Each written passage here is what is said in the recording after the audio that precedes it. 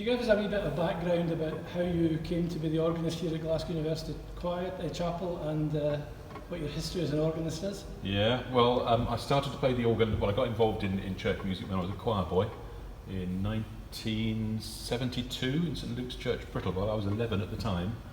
I really wanted to play the piano, but for one reason or another, organ lessons were easy to come by, so I learnt my keyboard skills at the organ.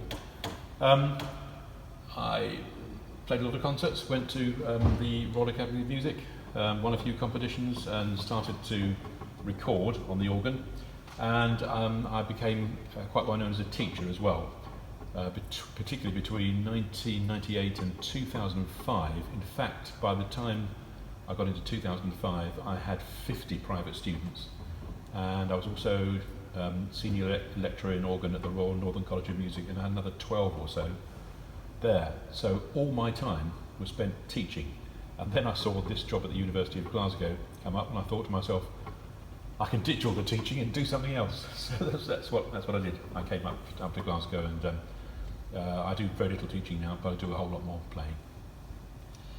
You recently completed a marathon organ recital of about 8 hours in Hamburg, which you'd previously done, I believe, in Iowa.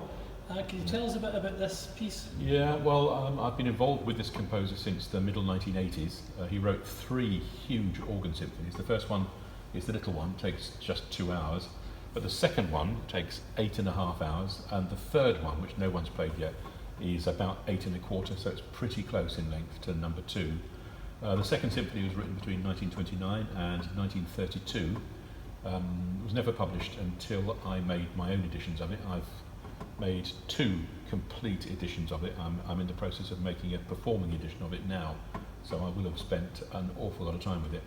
There will actually be 3 editions altogether when I've done all the work. I first played it complete here in Glasgow in 2010, and I played it in Amsterdam 2 weeks later. And then the Iowa performance, that was in February 2017, and now the Hamburg performance in just about a month ago. For both the Iowa and Hamburg recitals, you used our software, Power Music. I did, yes. How did you get started using Power Music? How were you introduced to it? Yeah, well, this goes back to February 2013 when I gave an organ concert in the Royal Festival Hall in London.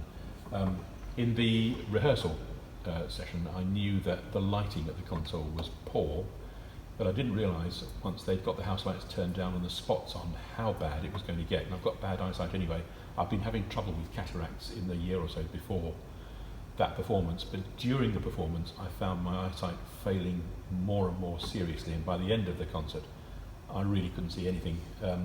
At first the sharps became indistinguishable from the naturals, then all the accidentals became one, and then towards the end of the concert even the notes disappeared, and I had to play the last 20 minutes or so completely from memory, and that was a nerve-wracking experience, awful. And I got off the console at the end of it, I was shaking with nerves and anxiety, and I thought to myself, that's it, I can't have that again, I'm going to have to stop playing. And then I remembered the demo that you'd given of Power Music to the chapel choir the year before, and I thought, I wonder if I used that, if things would be easier, better for my eyes. So we got in touch the next day, and you came along, and my eyesight felt 20 years younger. And I've used this for everything ever since, and it's completely changed my anxiety levels. It's so much easier to use, it's backlit, I can see all the notes, it's totally brilliant. So you've got several systems that you use Power Music on? That's right, yes. I've got this one in the chapel, 27-inch screen here. I've got a 27-inch screen at home. I've got a 24-inch that I carry around with me, and there are 2 systems I use here in the chapel for weddings. There's the 16-inch screen, I think it's 16-inch, and the new 12-inch screen, so there are 5 altogether. So you use Power Music now for all your day-to-day playing? Absolutely everything. Rehearsals, it gets used for hours every day. I use it for all services, all weddings, all chapel concerts, broadcasts and recordings. Going back to this marathon that you played, do you know roughly how many pages you had in Power Music for that? I can tell you exactly, there were 440 pages. And almost all the pages were annotated in some way? Yeah, all bar possibly 1 or 2. So were annotated. Yeah. thousands of annotations. it must be. Thousands. If you count all the fingering marks, the pedalling marks, the registration marks, the swell box positions, and everything else that goes in, there were almost certainly into 5 figures, over 10,000 annotations. I mean, you've said already about the power music being on a screen that's backlit, it makes Yep. it easier for the eyes to see it. Are there any other features of the power music that you particularly like, or is there any features you'd like to see added to power music? Well, I mean, it's so easy to organise everything. I never have to look for a book again. I never have to go through my music library searching for a piece of paper music again. Everything I have is in the library here. It's all in alphabetical order. I can build every event up into playlists, be it a wedding or a broadcast or a concert. I played a concert today, and here are all the pieces here in order from the top to the bottom. I just have to press page 4 and it takes me through to the next piece. I never have to worry about where anything is. It's easy to organise everything. Would you go back to using paper music now? I prefer not to. It's just because this is so much more convenient in every way. Where do you source most of your music from? All over the place. My own music library at home, I have 4 bookshelves stacked with paper music that, I suppose, technically speaking, I could sell and make myself rich. But also music libraries, copyright-free music on IMSLP, for example. Music comes from all sorts of places.